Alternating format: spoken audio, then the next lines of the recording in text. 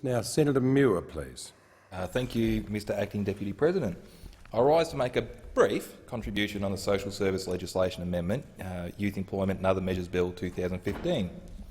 This bill introduces a number of measures in the social services portfolio, including 2015 budget measures and several measures previously introduced in the Social Services and Other Legislation Amendment 2014 Budget Measures No. 4 bill.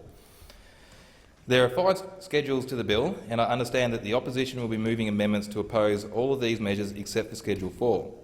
I will be supporting these amendments to oppose those schedules. I'd like to focus on Schedule 3 of the bill, which, if passed, will see around 75 people under 25 be hit by a 4-week waiting period. In the community, a 4-week waiting period will really hurt youth who don't have the support of their families. For those who live with their parents, but their parents happen to be poor, this is also a really tough measure. Less fortunate families rely upon their young people to bring in money into the household to balance their budgets, and 4 weeks is going to be 4 weeks too long and will place more pressure on these households. I do acknowledge that there are a number of important exemptions to the 4-week waiting period. The argument has been made that these exemptions from the 4-week waiting period will ensure vulnerable people won't be affected. But Centrelink is entrusted to make assessments of the circumstances of the young people in order for the exemptions to kick in. I have great respect for the staff that work at Centrelink, but they are under a lot of pressure and have limited time to process applicants for payments. We know that often young people only reveal their full circumstances once a relationship of some trust is properly established.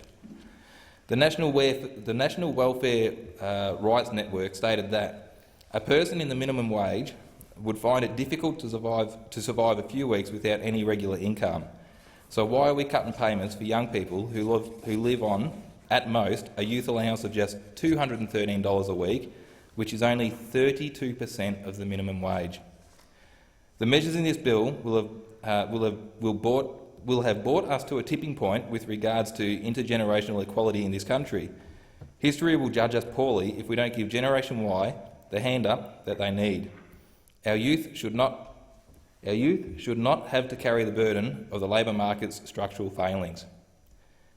We need to avoid scarring tens of thousands of young people each and every year with a raft of harsh and punitive social security policy that basically blame them for the failures of the labour market to provide sufficient jobs for all those that want them.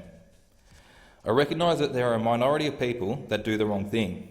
There may be young people who finish school, live at home, can't be bothered looking for a job and expect the government to pick up the tab.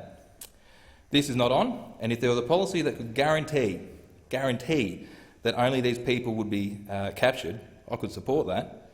However, I cannot support a punitive policy that paints all young people with the same brush in order to target a minority.